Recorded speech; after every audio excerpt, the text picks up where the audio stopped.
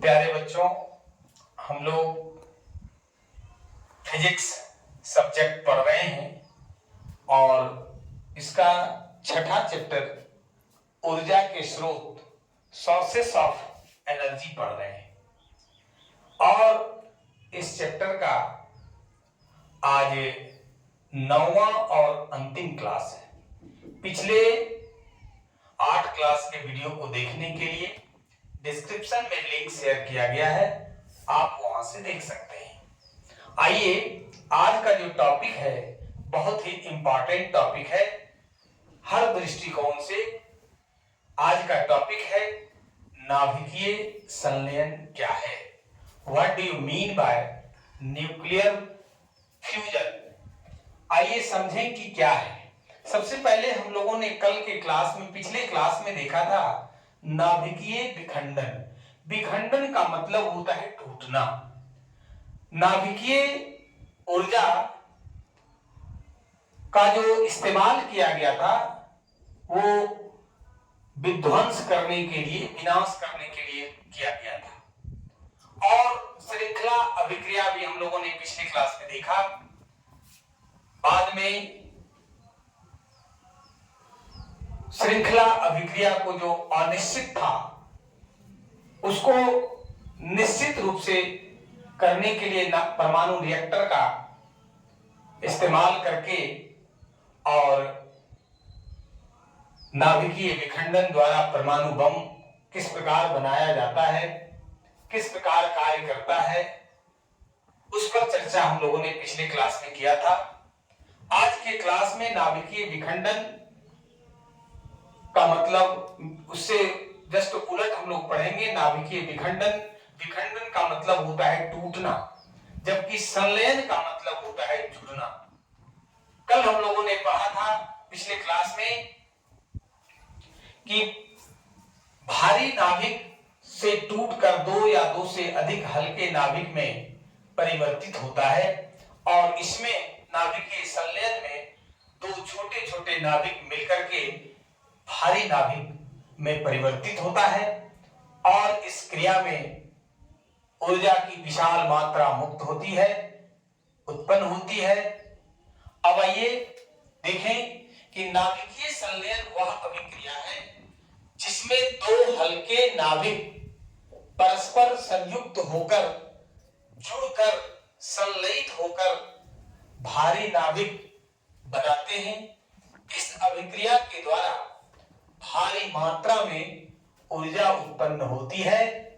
मुख्य जो उद्देश्य है हम लोगों का कि नाभिकीय संलयन अभिक्रिया हम लोग क्यों पढ़ रहे हैं, इसलिए पढ़ रहे हैं कि इस अभिक्रिया के द्वारा हमें ऊर्जा प्राप्त होती है, पूरे संसार को ऊर्जा प्राप्त होती है, पूरे जगत को ऊर्जा प्राप्त होती है। आइए हम लोग समझेंगे, देखेंगे, जानेंगे कि किस प्रकार से नाभिकीय संलयन ही एक अभिक्रिया है जिसके द्वारा इस संसार को ऊर्जा मिलती है, ऊर्जा प्राप्त होती है।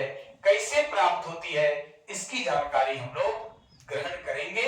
आप वीडियो के अंत तक बने रहें। आपको कहीं से कोई भारी लगे आप कमेंट करके जरूर बताएं। आइए कि हाइड्रोजन बम का निर्माण, अगला जो इससे रिलेटेड पॉइंट है, बहुत ही इंपॉर्टेंट पॉइंट है, बराबर पूछा जाने वाला प्रश्न है, चाहे वो बोर्ड एग्जाम हो या फिर किसी भी प्रकार का कोई कॉम्पिटिटिव एग्जाम हो, हर प्रकार के एग्जाम में ये पूछा जाने वाला प्रश्न है।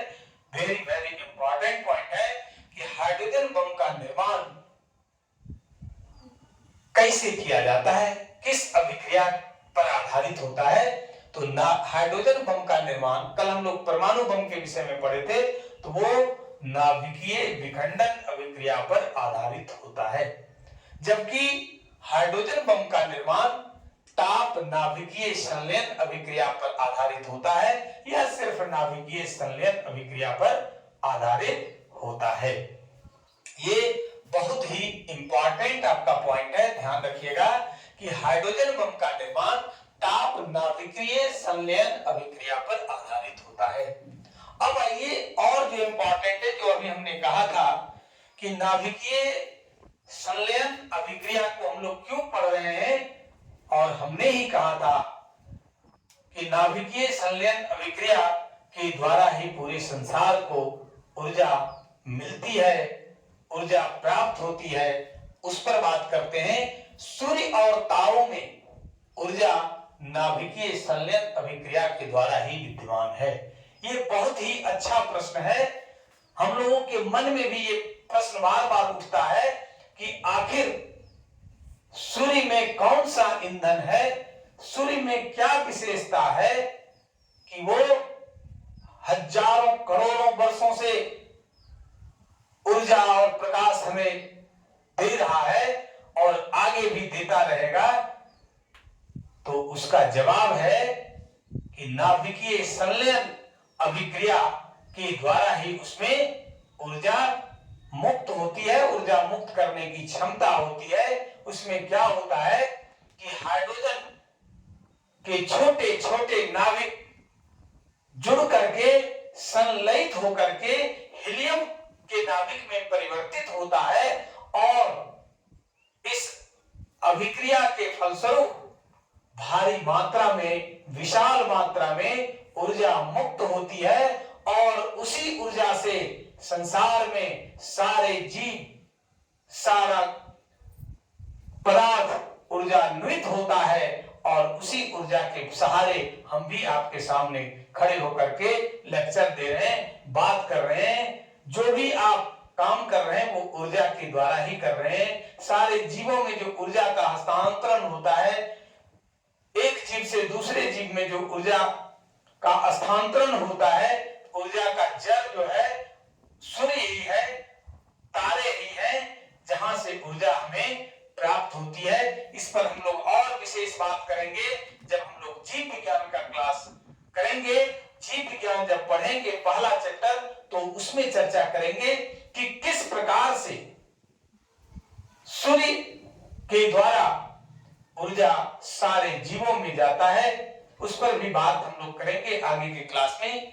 आइए, तो सूर्य और तारों में ऊर्जा नाभिकीय संलयन अभिक्रिया के द्वारा ही विद्यमान होता है और वो ऊर्जा हमें प्राप्त होती है, हम ऊर्जान्वित होते हैं। नाभिकीय संलयन अभिक्रिया के लिए एक रासायनिक समीकरण हम लिखे हैं, जरा देखिए। 4 अणु हाइड्रोजन, ये हाइड्रोजन है, H संकेत है इसका, और नीचे जो लिखा जाता है ध्यान रखिएगा वो परमाणु संख्या है और ऊपर द्रव्यमान संख्या, मास नंबर, एटॉमिक वेट और नीचे है एटॉमिक नंबर। ये 4 अणु हाइड्रोजन मिल करके संलयित होकर के, संयोजित होकर के, संयुक्त होकर के, जुड़ करके हीलियम के नाभिक में परिवर्तित होता है। हीलियम का संकेत He होता है, जिसका परमाणु संख्या 2 और द्रव्यमान संख्या 4 होता है। इसके अलावा 2 इलेक्ट्रॉन भी मुक्त होता है और जो सबसे बड़ी बात है कि इसमें ऊष्मा, प्रकाश और ऊर्जा इस रासायनिक अभिक्रिया से हमें प्राप्त होती है, जिससे पूरा जग जगमगाता रहता है ना। अब है कि ये जो हम लोग देख रहे हैं इसमें ये हाइड्रोजन है, ये हाइड्रोजन संयुक्त होकर के सूर्य में भी, तारे में भी जो आज ऊर्जा हमें मिलती है, हमेशा जो सूर्य चमकते रहता है, तारे चमकते रहता है, प्रकाश उससे उत्सर्जित होते रहता है। प्रकाश का सबसे अच्छा स्रोत है, कारण आपका नाभिकीय संलयन अभिक्रिया है, जिसमें कि हाइड्रोजन संलयित होकर के हीलियम के नाभिक में परिवर्तित होते रहता है। ये आपका नाभिकीय संलयन और नाभिकीय विखंडन टॉपिक हम लोगों ने खूब बढ़िया तरीके से पढ़ा, विस्तार पूर्वक पढ़ा। अगर आपको लगे इसमें भी कहीं कोई डाउट हो, कोई परेशानी हो, आप हमें कमेंट करके जरूर सूचित करेंगे। अब आइए, हम लोगों ने इस चैप्टर में ऊर्जा के बहुत सारे स्रोत को पढ़ा।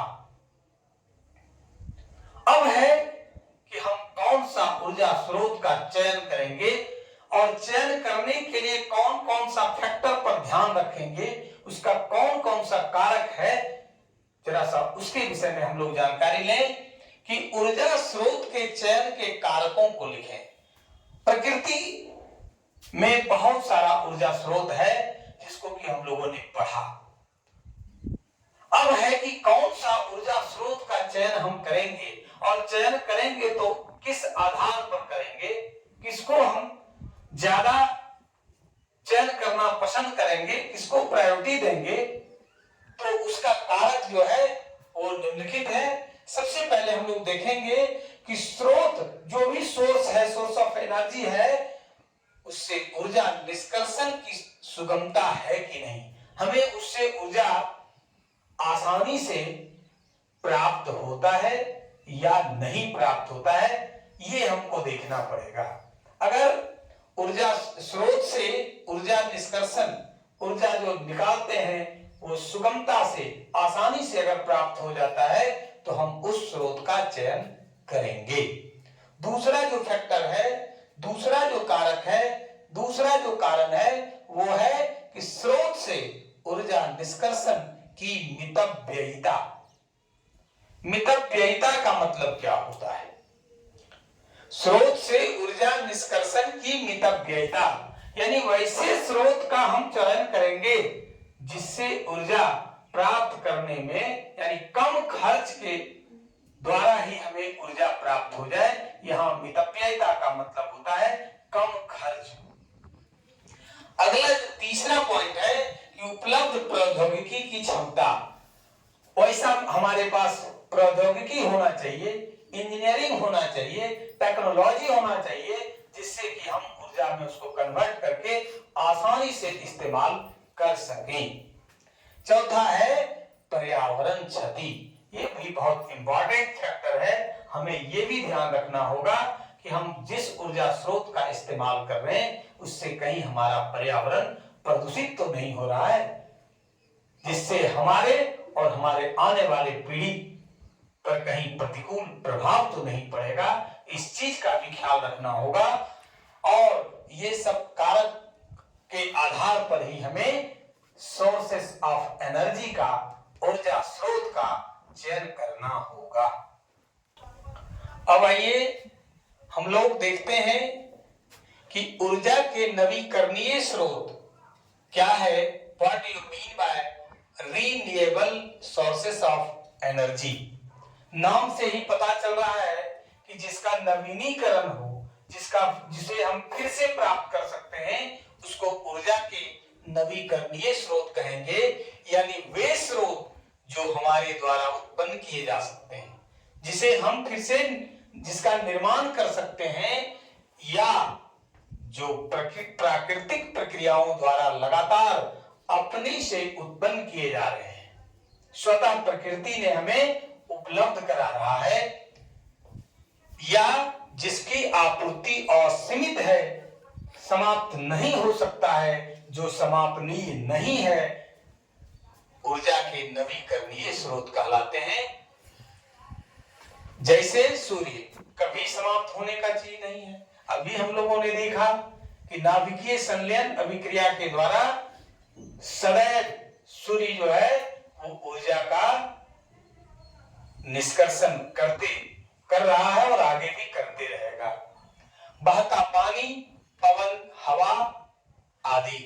दूसरा जो प्रश्न है कि ऊर्जा के अनवीकरणीय स्रोत क्या है? What do you mean by non renewable sources of life, sources of energy? तो नाम से ही पता चल रहा है, नवीकरणीय का जस्ट उलट है अनवीकरणीय, जिसे हम निर्माण नहीं कर सकते हैं, प्रकृति के द्वारा सदैव नहीं उसका निर्माण किया जा रहा है, तो वैसे स्रोत को अनवीकरणीय स्रोत कहेंगे ऊर्जा के। आइए वे स्रोत जो प्राकृतिक प्रक्रियाओं द्वारा अतीत में उत्पन्न किया गया था, या जिसकी आपूर्ति सीमित है, जो समापनीय है, जो समाप्त किया जा सकता है, जिसे हम स्वयं उत्पन्न नहीं कर सकते हैं, नहीं बना सकते हैं, ऊर्जा के और नवीकरणीय स्रोत कहलाता है। जैसे कोयला, पेट्रोलियम और प्राकृतिक गैस, ये समापनी संसाधन है। एक बार आप इस्तेमाल इसका कर लेंगे तो फिर हम लोग इसको बना नहीं सकते हैं, निर्माण नहीं कर सकते हैं। ये हमारा ऊर्जा के और नवीकरणीय स्रोत कहलाएगा। अब आइए, हम लोगों ने इस चैप्टर को भी बल्कि पूरे सिलेबस को पढ़ लिया विस्तार पूर्वक। सिर्फ इस चैप्टर का वस्तुनिष्ठ प्रश्न बचा हुआ है, जिसको आगे की क्लास में हम लोग सीखेंगे, पढ़ेंगे। और पूरा किताब में कोई भी टॉपिक आपको अगर समझने में दिक्कत हो, आप हमें कमेंट कर जरूर बताएं। अगर वीडियो अच्छा लगा हो तो लाइक और शेयर जरूर करेंगे। जो लोग अभी तक चैनल को सब्सक्राइब नहीं किए हैं, चैनल को सब्सक्राइब जरूर करें। आज की क्लास में बस इतना ही। धन्यवाद।